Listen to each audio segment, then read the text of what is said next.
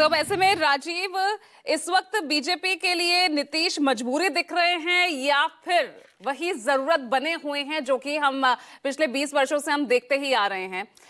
क्योंकि एक तरफ दिल्ली, हरियाणा, महाराष्ट्र की जीत से लबालब यहां पर बीजेपी दिख रही है, इसलिए संशय लगातार बना हुआ है। विपक्ष सवाल खड़े कर रहा है कि कहीं शिंदे की तरह ही नीतीश का यहां पर हाल ना हो जाए।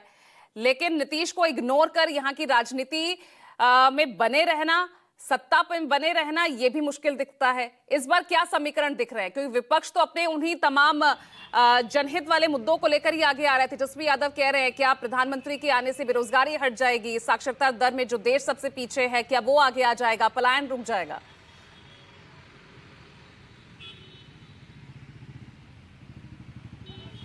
देखिए पूजा, मुझे ऐसा लगता है कि भारतीय जनता पार्टी की जो रणनीति महाराष्ट्र में थी वही अब बिहार में इस बार के चुनाव में होगी।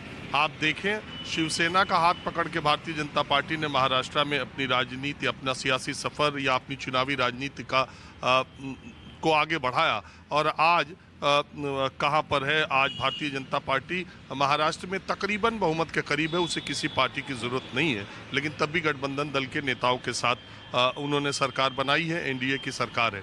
आप देखें तो जब पिछला चुनाव विधानसभा का हुआ था महाराष्ट्र में, तो सबसे बड़ी पार्टी के तौर पर भारतीय जनता पार्टी थी और मुख्यमंत्री पद पर विवाद के चलते भले सरकार नहीं बनी। बाद में शिवसेना से बगावत करने पर एकनाथ शिंदे भारतीय जनता पार्टी के आधे से भी कम सीटों को लेकर के विधायकों को आए।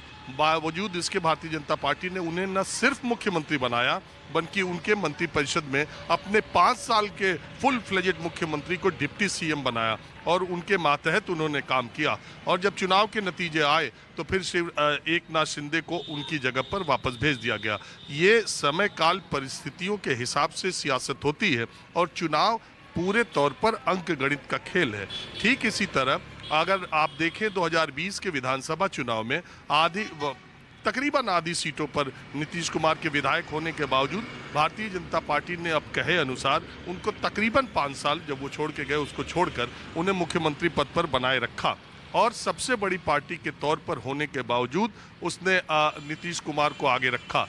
अब का ये चुनाव होगा, अभी हालिया जो लोकसभा का चुनाव हुआ उसमें भी कम विधायकों की संख्या होने के बावजूद 2019 के फॉर्मूले पर कह लीजिए तो उन्होंने जेडीयू को पूरी सीटें बराबर तकरीबन सीटें दी। तो अब भारतीय जनता पार्टी, मुझे नहीं लगता कि एलानिया ये वो घोषित करेगी कि नीतीश कुमार के चेहरे पर चुनाव लड़ा जा सकता है, लेकिन अगला मुख्यमंत्री कौन होगा ये भारतीय जनता पार्टी घोषित तौर पर ना हाँ कहेगी ना कहेगी। और चुनावी नतीजे के बाद भारतीय जनता पार्टी की स्थिति, उसकी सीटों की संख्या के हिसाब से वो आगे का फैसला करेगी।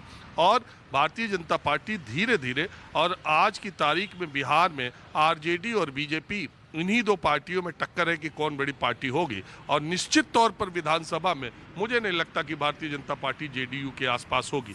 जेडीयू के नेता और प्रवक्ता भले मानते हो कि नीतीश कुमार से बड़ा चेहरा कोई नहीं है बिहार में, लेकिन भारतीय जनता पार्टी या 20 साल तक मुख्यमंत्री रहने के बावजूद बाद एक एंटी इनकम्बेंसी उस चेहरे की भी हो जाती है। नीतीश कुमार के लिए अगले विधानसभा में होगी कि नहीं होगी, अभी 8 महीने का वक्त बाकी है। लेकिन 2024 के लोकसभा चुनाव में अपेक्षित सीटें न मिलने के बाद बीजेपी जो एक बैकफुट पर नजर आ रही थी, हरियाणा, महाराष्ट्र, दिल्ली के चुनाव जीतने के बाद अब उसका उत्साह, उसका आत्मविश्वास 7वें आसमान पर है। और अगले 2 राज्य बिहार और बंगाल में किसी भी तौर पर किसी और के सहारे, किसी और के बदौलत वो सरकार बनाना नहीं चाहेगी और जी तोड़ कोशिश करेगी बिहार में उसके सीटों की संख्या इतनी हो जाए कि उसे किसी की ज़रूरत न पड़े और बाद में वो गठबंधन धर्म की बात कह के जेडीयू को आना हो तो आए, जाना हो तो जाए। वैसे ही जैसे एकनाथ शिंदे को रहना है तो रहे, जाना है तो जाए।